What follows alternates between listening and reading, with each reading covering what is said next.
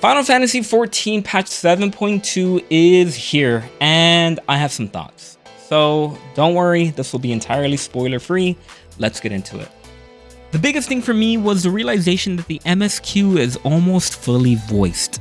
I don't know how they pulled it off, but almost every other cutscene had voice acting. Look, don't hate me for this, but if a cutscene is not voiced, to me, that usually means it's not that important, because if it was, then it would be voiced. Also, it might be a good idea to remind yourself what endless are and what the point of these regulators are. The jog system is a small thing, but it's also a very big update. Because not only does it work in cities, it also works pretty much everywhere else.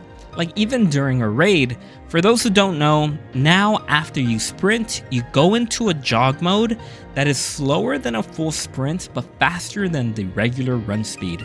But since it also works in between raids and dungeons, it makes going through them really fast. Also, now after you die, there is no more walk of shame, you just teleport straight to the boss. For my music enjoyers out there, Soken was cooking with the music, and whether it's the new raid, the new trial, or the new dungeon, there's some music for everyone. The new trial boss fight is also amazing, although I felt that this boss had way more HP than any of the other fights that I can remember. We did wipe multiple times, so be prepared for that. As for the extreme mode, this is going to be one of the most memorable fights you will ever do. So get some friends and just do it. We also got the next part of the Arcadian raids, and honestly, even though we still have more raids to get, I can already say that this raid series is going to be the best one we have ever gotten. Because the fights are fun, the boss designs are fantastic, the music is peak, the story is great, and the colors of the whole thing is just wonderful. This is 14 at its peak, and we will definitely look back at this time as the golden age of raiding. As for the not so good stuff, we have to talk about Black Mage.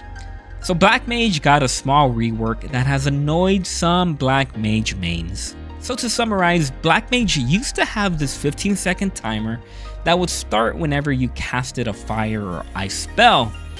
And when the timer started, you can now use your powerful spells like Fire 4. But that timer would keep counting down, so the way the job used to work was you start the timer, use your big spells while it was counting down, and then you would have to use a weaker spell to refresh that timer back to 15 seconds. Well, the new update has basically removed that timer. On one side, you have people saying that the devs are just dumbing down the job, and that the timer was the only part that was interesting about Black Mage, while others are saying that the timer was just too annoying to deal with. Personally, I'm kind of on the fence. On one hand, I do think that making all the jobs easier is a bit of a problem when there are many people that are already complaining that the game is too easy. I think that there should be some variety to jobs, and rather than making every job easy, they should have easy jobs like Summoner and Dancer, and hard jobs like... Monk? But on the other hand, I played it a little, and while I am not a Black Mage main, I don't entirely hate the change. While it does feel different, it still plays exactly the same. And to me, it just feels like they got rid of the biggest annoyance of the job. Because honestly, I have never heard anyone say, "Man, I love that timer mechanic, it's the best part of the job." So to each their own, I guess. The only difference that I see is that you are now not constantly transposing to ice mode, and you can now just focus on doing your big booms. So what comes next? On April 1st, we get the Savage version of the raids. On April 22nd, we get Cosmic Exploration, which is the new game mode for crafters and gatherers.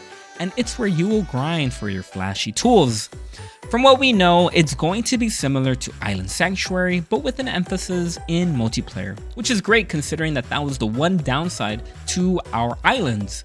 My only hope is that they give us instance housing, but I don't have hope for that. And then on May 27th, 1 month from today, we will get the Occult Crescent, which is the field exploration game mode like Bosja and Eureka. This is the game mode that pretty much everyone is waiting for, since it will finally give us a reason to grind the game. It's also where you're gonna get your flashy relic weapon, so be prepared for this.